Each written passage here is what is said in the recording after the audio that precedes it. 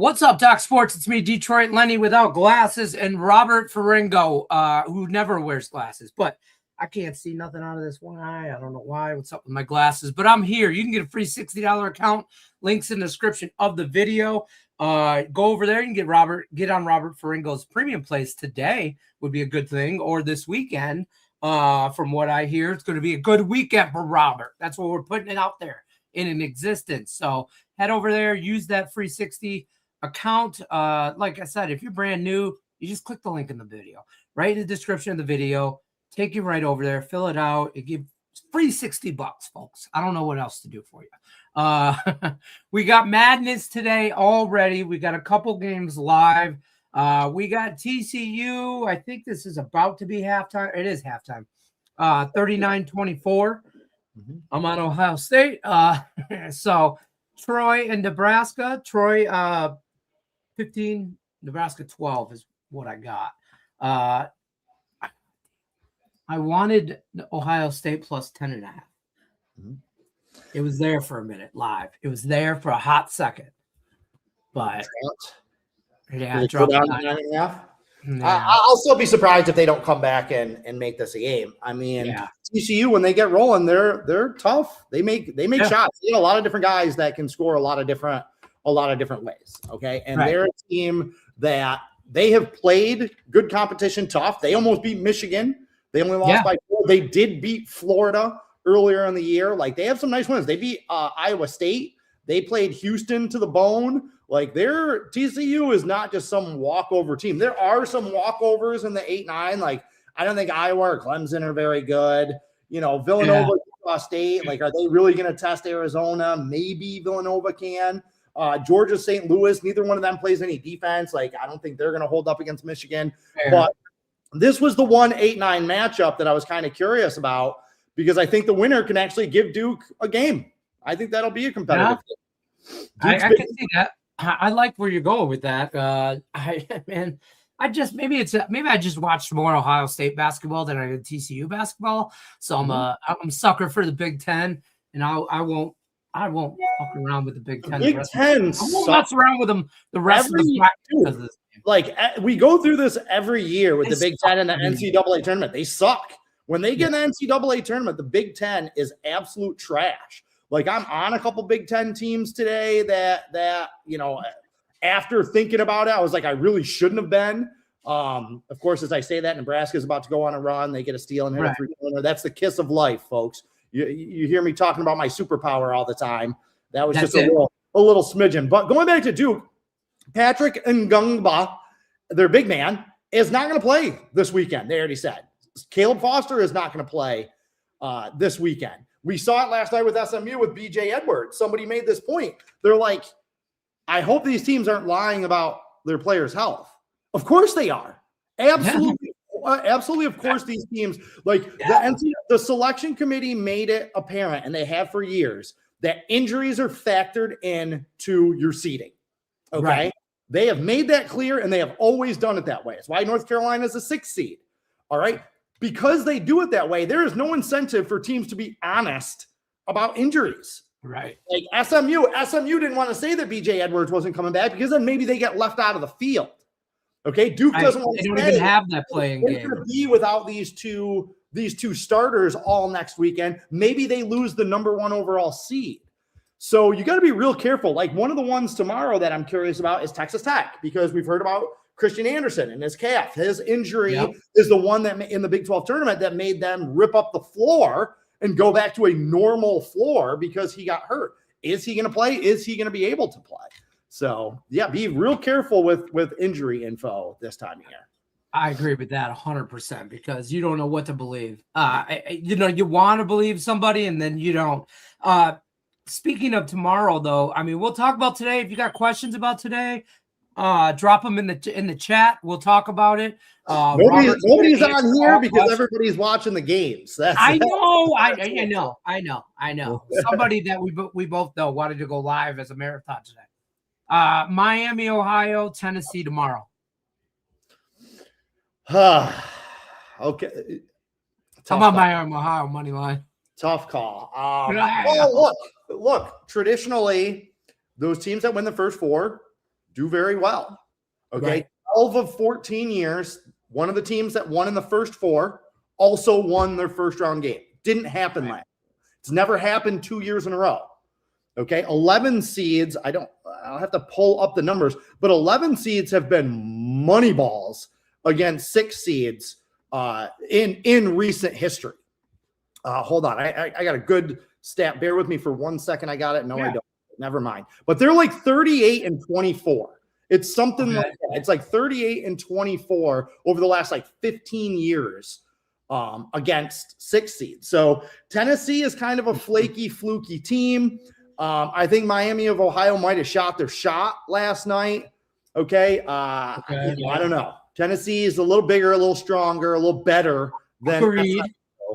I think SMU is going to come out piss and vinegar in the first half, but I do think that Tennessee's size is going to wear them down. I don't understand why SMU was playing zone last night. That didn't make any sense. I questioned a lot of things last night in college basketball. Yeah, I don't think Tennessee. Rick Barnes is a huge loser, though. Like, Rick Barnes is one of the worst NCAA tournament coaches in history. So, like, how much are you really going to trust that? Right. I don't want to be that guy that just like, I'm just betting against that dude. But that has a big factor in it. That dude. I have it right here. This is I have not updated this yet with last year's info. So I am not 100% sure how they did last year. But going into last season's NCAA tournament, Rick Barnes was 5-17 against the spread in his last 13 NCAA tournaments. For his career, 11-23 against the spread. Total incompetence. Right. I'm definitely taking the points with Miami, Ohio. Yeah, I think it's going to be a stay away for me because I kind of like Tennessee, but I'm not going to put, I'm not going to back Barnes. That might be one I just cross out. Like bracketology or whatever you want to call it. See, this is the easy path for Virginia to get to the Elite Eight. So that's a bet I have. Right. I mean, so instead of just filling out a bracket in your office, folks, and hoping you win the pool, hey, that's cool too. It's just for bragging rights. Like I got a bracket with 4 guys that we each put $20 in. And I mean, it's just for shits and giggles, but it's so all year I can let them know that they don't know shit about college basketball. And I do, or whatever. Right. There's no trophies. It's bragging rights. But Virginia, I think, dominates Wright State one way or the other. I don't know about that. I just hear me out. I'm high on Virginia. I'm high on Virginia, and I'm high on Arkansas. Those are the 2 teams that I'm really big on. But to be fair, in every bracket, I won't say every bracket. I think I filled out like 3 or 4. Just an ESPN bracket, a Yahoo bracket, whatever, right? Mm-hmm. I got Florida to go all the way. I think they're a dominant team. I know that sounds crazy. I have Arkansas winning 1 bracket just for shits and giggles. Arkansas is a good team. So Arkansas is a real good team, and I'm not trying to burst your bubble. They'll probably win by 40 today. Okay. As soon as I start ragging on the Big Ten, Nebraska went on a 10-0 run. Okay. So again, it's all about the kiss of life. Here's my concern with Nebraska. Okay. They just won 3 games in 3 days in the SEC tournament in Nashville. They had to expel a lot of energy to do that. Their 4 top players all averaged over 37 minutes per game for those 3 games. They only play 7 guys. I think they only suit up 7 guys. When I say they have a 7-man rotation, I mean they only have 7 guys that play. Ouch. Okay? So again, this just screams of letdown situation for me. Yeah. Okay? How much energy do they have left in the tank? That's kind of the issue. Also, and I'm going to pontificate here for a minute. You get to hear me out. Everyone gets to hear me out. I'm big on macro handicapping, okay? Big picture themes and things, and then I like to pick off of that, okay? Here is the theme of the NCAA tournament this weekend. For the first time ever, the top 4 seeds in each region, so the top 16 teams, were all double-digit favorites, okay? That didn't happen. Now, what we saw is that it used to be like this. The big favorites, the top seeds, they were monster favorites. Somewhere around 2016, 2017, more money started being bet on the underdogs. Maybe it was just people wanted to bet for what they root for. Kind of like why people bet the over more than the under, right? Correct. So between 2017 and like 2000 until last year, basically, we kept seeing those spreads get smaller and smaller and smaller. I'm talking 3 seeds, like 3-14 matchups, right? Yeah. Where the teams are favored by like 7.5 points. Okay. Yeah. So the numbers have been coming down for a decade. And then last year happened. It started in 2024 where the favorites did very, very well. And then last year, the books got cleaned out. All the favorites covered. It was the chalkiest bracket in history. The Elite Eight was 4 number 1 seeds, 3 number 2 seeds, and a number 3 seed. Yeah. All number 1 seeds went to the final. All the favorites, absolutely. I remember that, and everybody was like, "Oh my god, that's never like." So when does that ever happen? The pendulum is swinging back the other way, and the books are trying to get out. Has it swung too hard? Are they giving too many points to these favorites now? Has NIL fundamentally changed, and the transfer portal opportunities? Has it funneled all the talent to the top that there is now this wide gulf between those top teams, the top 25 teams, and the bottom teams in the bracket? Or do we look at the historical norms and say, you know what? Last year was a fluke. Over the last 40 years, an average of 5 double-digit seeds have won in the opening round. Okay, an average of 2 of them go to the Sweet 16. A 3 seed has beaten a 4 seed or a 14 seed something like 17 of the last 19 years, right? All this stuff happens. We have decades of data. So what's it going to be? Is it a new reality with the NCAA tournament? A top-heavy NCAA tournament was last year a harbinger of things to come. Or this year, do we see it go back to like the historical norms where double-digit seeds, there's upsets, there's chaos, there's all this madness. What's it going to be? That's what I'm I want chaos. I want chaos, but I hate to tell you this. I think last year was the beginning of what's to come for years to come. I don't. I do. You don't? I don't.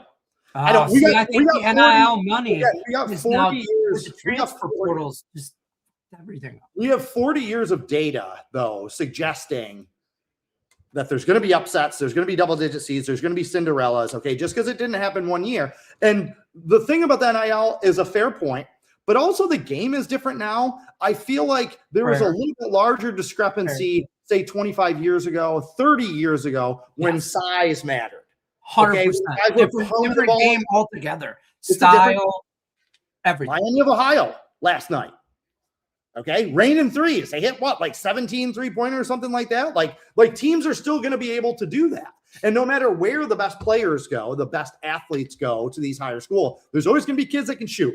And for one game, one day, they can hit enough 3-pointers. So I'm not ready to believe that every year it's going to be a chalk fest. I think I don't think it'll be as bad as last year. Let me be clear. I don't think it's because that last year was nuts.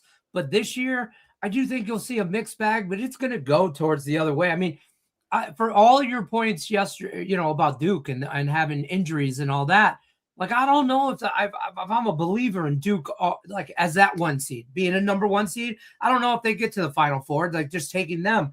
I believe in Arizona as a number 1 seed, but I actually think that I've said earlier, I really like Arkansas. I think Purdue could beat Arizona. Just picking on the number 1 seeds here. Michigan, I hate them, so I hope they fucking lose to Howard outright. But realistically, I don't know if there's many teams besides. I like Virginia, 3 seed. Iowa State. I don't think they can hang with Michigan. I don't. I think Virginia is the team to whatever out of that one. You're real high on Virginia, huh? I love them, and I'm telling you, in the South, Florida's it. Like, I mean, I get it. It's a tough bracket with I like St. Mary's, Illinois, Houston. Houston's going to be a banger, but we could just fast forward to the Elite Eight and give me Florida and Houston. Yeah, and I'll watch that game. Illinois will have a little bit of a say. They will definitely have a say. But again, those are the 1, 2, 3 seeds. They don't play good basketball, but they got a lot of talent. They got a lot of talent on that Illinois team. That Illinois-Houston matchup will be a battle. That will be in Texas, though. So big advantage for them. Again, I shouldn't have opened my mouth about the Big Ten, okay? Because I have Troy taking the points. They've gone nuts here. They're on a 20-4 run since I started trashing the Big Ten. That, my friends, is the kiss of life. That's how you do it right there, folks. That's how you do it. That's a professional. So here's my thing about Virginia. I just don't know, man. I just don't know because they didn't beat anybody. They didn't play anybody. They didn't beat anybody. Okay, I like them. They're a good team. That kid, This de Ritter, okay, he's a freshman. Yep. He's a 23-year-old Belgian professional. Okay, like he's not a freshman. He's a freshman, right? Yeah, he's a professional player, right? So he's going to be the best player on the court on a lot of nights. But they just didn't beat anybody. Like their best non-conference win was probably over this Ohio State team that we're watching today. They beat them by 4 points on a neutral site. Nice win. Okay, but they didn't beat Duke. They didn't beat good teams. They didn't play good teams. Here's the other thing too that you got to be skeptical about. Okay, top 4 seeds in any region that started the season unranked. Those teams historically do not make it out of the opening weekend. I would have never looked at that. Just so you know. So I'm like, you're dropping knowledge right now. So I appreciate that. I've learned a lot from Robert Ferringo this college basketball season. I'm telling you. And so if they start the season unranked, right, and they become one of the top 4 seeds. Now, if the money betting system is if it's a 2 seed, which we don't have that this year. All the 2 seeds were ranked to start the season. But if there's an unranked team that goes all the way up to become a 2 seed, I think 10 for 10, they've never made it out of the opening weekend of the NCAA tournament. Wow. Okay, because those teams, and Virginia is an interesting example of it, like their expectations were low. They don't have the talent of like a consensus. They just played really well. They played really well this year, okay? Right. But when you get to the NCAA tournament, playing well isn't enough. You got to have dudes. You got to have talent. Okay, everybody's playing well. That's why they're still playing. Who's got the best players? And I don't think, as I'm looking at the top 15 or 16 teams, okay, the 1 through 4 seeds, they're probably the worst of them. Of all the 16 teams. They're not Houston. They wouldn't beat Iowa State. Like Arizona would kill them. Like they couldn't beat Duke last week without 2 of Duke's starters. Okay. And Duke laid waste to them. So I'm hoping I'm wrong because you have that ticket, okay? And a corollary to you having that ticket for them to make it to the Sweet 16, is that what it is? Or the Elite 8? The Virginia? Yeah. I have them making it to the Elite 8. Okay, yeah, no, I'd buy out of that one. But if I was making the Sweet 16, then hey, you know what? You're betting against Rick Barnes in a way, and I'm on board for that. I'm all in for that. But for them to beat Iowa State, you better hope that Kentucky or Santa Clara can take care of them because Iowa State. Well, I'm hoping that I actually think Santa Clara beats Kentucky, but maybe more of a toss-up game. But I think either one of those teams just give Iowa State a run. And if they can just beat the shit out of them, because I think Virginia has a cakewalk to Iowa State. So if I think they cakewalk Wright State, and then whoever comes out of Tennessee, Miami, Ohio, they cakewalk them. I don't say cakewalk, not so much in the second round, but they have an easier path to get to Iowa State than they do. Iowa State, I think, is going to have a trouble. I'm just not that big a believer in them. And when I was looking at potential upsets, because like I said, an average, a 40-year average of 5 teams, 4.8 teams over 40 years, double-digit seeds win their opening round games. Oh, and I'm sorry, that doesn't include 10 seeds. That's 11 down. Yeah. Okay. So like real bracket busters. So 5 of them. So if we say 5 of them are going to happen, and I'm looking here and I'm ranking teams that I think could get knocked off, Virginia's pretty high on that list. They just are. Not that I don't think they're a good team. They're a real good team. DeRitter is legit, but somebody's going to lose today and tomorrow. And, you brought up that Kentucky game. I'm going to be perfectly honest with you. One of the games I'm most interested in today is that North Carolina VCU game. Okay. I think it's kind of ridiculous. That spread in that game is kind of ridiculous. I understand that North Carolina is playing without Caleb Wilson, who is a 3rd-team All-American. All right. They also played without him for like the last month. So it's not like they just lost him. Okay. They beat Louisville. They beat Clemson without him. They played Duke tough for a half in Cameron Indoor in the final game. So North Carolina team's not like a pushover just because they lost Caleb Wilson. Okay. So for them to only be 2.5-point favorites against the Atlantic 10, VCU wasn't even the best team in the Atlantic 10. VCU, right. I really thought I stayed away from that game. St. Louis won the regular season title. Right. Okay. So for it to only be a 2.5 point spread is kind of a joke. Like that number should be 6, 7, 7.5 right now. I was afraid. I thought so too. So that's why I didn't bet it. Yeah. Well, where I'm going with this is what happens in that game is directly going to influence how I bet that Kentucky Santa Clara game tomorrow, because that's a very similar situation. I don't like this Kentucky team. This Kentucky team isn't very good. They kind of suck. We've talked about it a lot this year. We bet against them a lot this year. Yeah, right. Santa Clara, like, get out of here. I like Herb Sendek as much as the next guy, but Santa Clara was lucky to get in the field. I thought they should have been one of the first 4 teams. I can't believe that they're a 10 seed. For them to only be 3.5 point underdogs in this game, like why? They didn't beat anybody. They didn't beat Gonzaga. Like Santa Clara is getting a lot of mileage out of not getting blown out by Gonzaga. They didn't beat Gonzaga. And this isn't even like a vintage Gonzaga team. Like, who the hell did Santa Clara beat? They're a good team. Like I said, I'm not arguing, they shouldn't be in the field, this, that, and the other thing. But for them to only be 3.5. So if North Carolina handles VCU today, bet your ass I'm going to be on Kentucky tomorrow. If VCU wins and North Carolina tucks its tail and runs, then maybe I will be a little hesitant. Maybe I will look at that number and be like, okay, the North Carolina game was an indicator number, and I walked into that wall. Maybe just stay away from Kentucky. But I just those 2 numbers were glaring to me.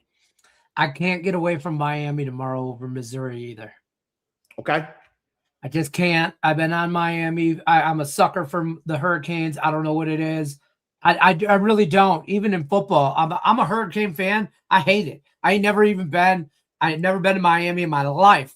I have no idea why. Maybe it was the convicts versus Catholics, 30 for 30. I don't know. But I mean, I don't know. But I'm on the Hurricanes tomorrow against Missouri. Tell me I'm right. I wish I could, but I've been very anti-Miami all year. I think this team I know. I like their coach. I like Jai Lucas. I like some of their players. Malik Reynal can play. Shelton Henderson's a real nice freshman. Like, they're not a bad team. I'm not sitting here saying that they're some kind of trash team or anything like that. But they are another team. They played the number 337th ranked non-conference schedule. Okay? They didn't beat anybody. They got hammered by Florida. They lost by double digits to BYU. Their best non-conference win might have been Georgetown. Okay. And then in conference, they beat North Carolina 1 time at home on a Tuesday, the weekend after they played Duke. So North Carolina beat Duke on Saturday, had to go to Miami on Tuesday, and Miami beat them. That's it. It's the only good win that they had. Okay. So I'm like, believe it when I see it with this Miami team. Okay. Missouri, they're up and down, but they're kind of like this TCU team. Record's not great. They got a couple wins in there. They played some good teams tough, but they got some dudes. They got some dudes that can make shots. And if you can make shots this time of year, you got a chance. So I think Miami is a little like I'm not a fan. I'm not a fan. I just don't think I think their resume is full of holes. All right, we're going to get out of here because the second half of the Ohio State TCU game just started, and we're going to bounce on out of here. We'll be back tomorrow. Last parting thoughts. What do you got going on at the site? All that stuff. I have a 6 unit and a 5 unit play going today. Okay. I may have 3. I'm not going to lie. It's going to depend on how I do today, but I may have 3 5 unit plays tomorrow. Okay. I'm setting up a potential 8 unit game of the year for this weekend. Like I looking at the bracket. I think I know the matchup. I think I know the number. Just like, by the way, we talked earlier or last week when we were talking about Miami of Ohio, or when the bracket came out, I said that if they won, they'd be 11.5 point underdog. So I know. I just know things, Lenny. If I get what I need, I'm just a knower. He drinks and he knows things. Game of Thrones. That's right. I'm going to have my 8 unit play. Also, tomorrow I have a 7 unit daily prop play. It is my favorite. It's a player prop. It's a points prop. It is my favorite number. It is my favorite bet of the first round. More than any of the sides, more than any of the totals. This player prop. I know people don't love player props or whatever. Like I've like plus 11,000 on them since like October. Like I don't know how I became a savant in this, but love this number. Love it. Okay, so that's it. 6 and a 5 unit today, 7 unit daily prop tomorrow, likely 8 unit play this weekend. I'm 14-4 plus 7,300 on my last 18 college basketball plays rated 5 units or above in the opening weekend. And oh, by the way, I banked over plus $4,000 in the last 8 days in college basketball. and over plus $7,000 in the last 3 weeks. So I'm kind of on one right now. All right. Perfect timing for March Madness to be on one. So, Right, I mean, right. use that free 60 if you haven't already, DocSports.com/free60. Tell me Michigan State beats the shit out of North Dakota State today. Just say the words. 100%. They're going to win by at least 42 points. Boom. You heard it here first, right here, folks. We'll be back tomorrow, 1 o'clock Eastern, Docs Daily. Don't forget, like, share, subscribe. Drop in the comment section what you like today, side, total, prop, or otherwise. We'll see you on the next one. Take care, folks. And good luck unless you're against